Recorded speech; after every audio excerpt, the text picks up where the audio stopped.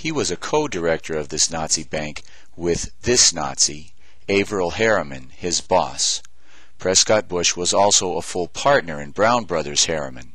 They were the closest of business associates. Remember the trial of E. Howard Hunt, where the jury found Hunt guilty of the murder of President Kennedy? During this trial, Hunt testified that immediately after World War II he was in Paris working directly for Averell Harriman, reporting directly on a daily basis to his boss.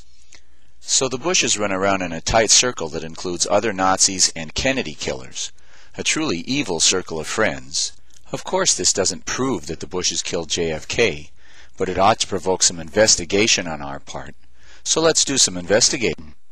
We just saw that in 1942, Hoover forced Prescott Bush to give up his active political support for his favorite young politician, Adolf Hitler.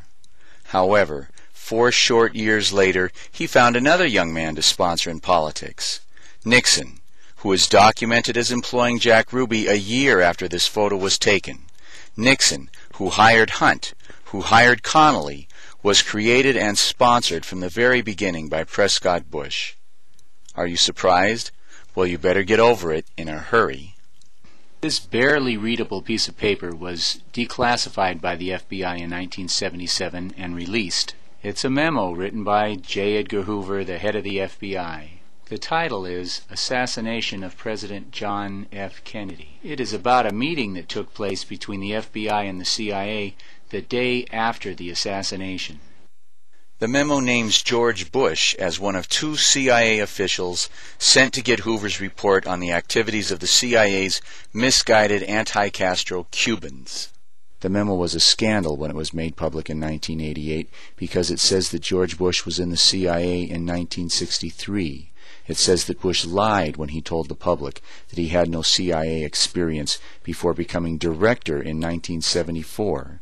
It means he was in the CIA when he ran for Senate and lost in 1964, and when he ran for Senate and lost in 1970.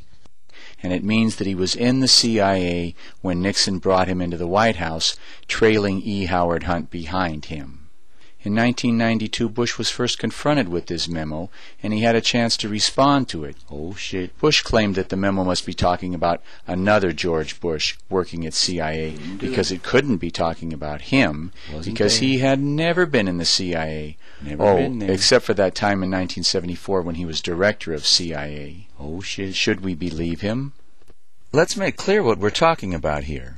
The George Bush of the memo, who received the report on misguided Cubans, was clearly a supervisor of the CIA's misguided Cuban operations.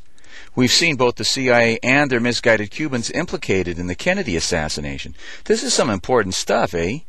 The George Bush of this memo is directly implicated in the assassination. It makes a huge difference whether this was him or some other George Bush. But how can we know?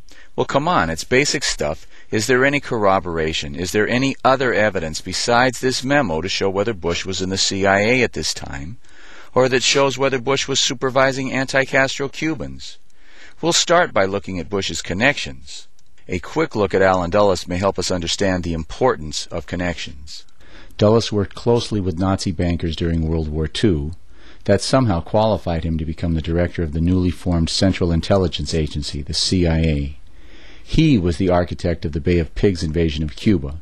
When he launched the invasion against Kennedy's orders, of course Kennedy fired him. So thinking people were shocked when he was virtually put in charge of the investigation, the Warren Commission, because he was the prime suspect as the leader of the assassins. But he had been fired. He was no longer the head of the CIA. How could he lead anything?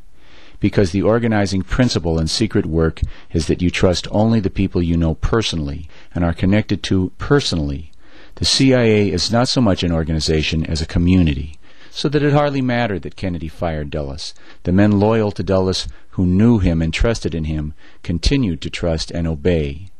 In fact, Dulles stood at the center of the group of men who not only had the motive, but the ability to steal the body from the Dallas coroner, to steal it from the Secret Service, mutilate it, and return it, all without attracting public attention. Was George Bush a member of this community in 1963, as the Hoover memo says? Well, did he have close personal ties with these people? Let's examine that question. Certainly one of Bush's main ties to this community is the connection between his father and Allen Dulles. In the 1930s and 1940s, Allen Dulles was a close business associate on a first-name basis with both Prescott Bush and Averell Harriman. Before that, during World War I, before there was a CIA, Prescott worked for Army Intelligence, a forerunner and parallel organization to the CIA. Through his closest associate, Averell Harriman, Prescott is also tied to Richard Bissell, the CIA Director of Operations for the Bay of Pigs, who was fired by Kennedy. Bissell, like Hunt, also worked for Averell Harriman for 10 years before joining the CIA. Prescott also partnered with William J. Casey, Director of CIA under Reagan, in 1962. At the time, Kennedy was moving to dismantle the CIA.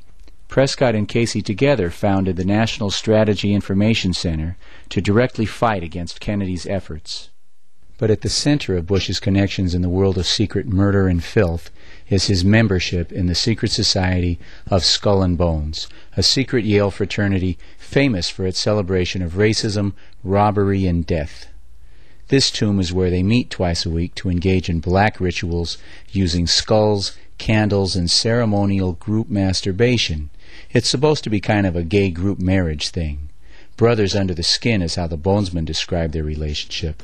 Their graduates are a powerful bunch of devils. Averell Harriman and Prescott Bush were Bonesmen. George Herbert Walker Bush was a Bonesman, and so was his uncle, George Herbert Walker. Robert Lovett, architect of the CIA, was a Bonesman, selected for membership by Prescott himself. F. Truby Davison was also selected for membership in Skull and Bones in 1918, the year Prescott did the picking. Davison was in charge of hiring for the CIA in 1948, the year George Herbert Walker Bush left Yale in search of a job.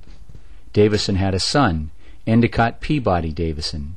Endicott was Skull and Bones, class of 48, making him brother under the skin with George Herbert Walker Bush. He's also the Bush family lawyer. As both former president and director of CIA, old Beelzebub himself, George Herbert Walker Bush is the most distinguished of modern Bonesmen. But the question is whether he was in the CIA in 1963, as Hoover says. In a world where personal connection is everything, no one could possibly have a closer relationship to the head of hiring for CIA than George Herbert Walker Bush. Bush's first job on leaving Skull and Bones was to work for Neil Mallon, brother under the skin to Prescott, class of 18. In a letter to White House aide C.D. Jackson, dated March 26, 1953, the now Senator Prescott Bush described Neil Mallon as a very old and dear friend. I might say that Neil Mallon is well known to Allen Dulles and has tried to be helpful to him in the CIA, especially in the procurement of individuals to serve in that important agency. So George went directly from Skull and Bones. He went directly from being a brother under the skin to the son of the director of hiring for CIA to working for a recruiter for the CIA. You could not ask for more powerful evidence that Bush was in the CIA when Hoover said he was. But you can get it. This letter records a meeting between Prescott Bush, George's CIA-promoting father, Neil Mallon, the CIA recruiter, and Allen Dulles, the head of CIA, to discuss, quote, our pilot project in the Caribbean, unquote. In 1959, the year that Allen Dulles began planning the CIA invasion of Cuba at the Bay of Pigs, Bush began his independent business career as the sole owner of Zapata Offshore Oil. Zapata Offshore's oil rigs just happened to be positioned right in the middle of CIA operations in the area 30 miles north of Cuba near Cay Sal, an island used by the CIA for supplying the various terrorist raids of Operation 40, Operation Mongoose, Alpha 66, and the rest of these murders against Cuba. The assassins of Operation 40 were supervised by E. Howard Hunt. Hunt was also a supervisor of the Bay of Pigs invasion. The secret code name for the Bay of Pigs invasion was Operation Zapata. Operation Zapata? Zapata Offshore?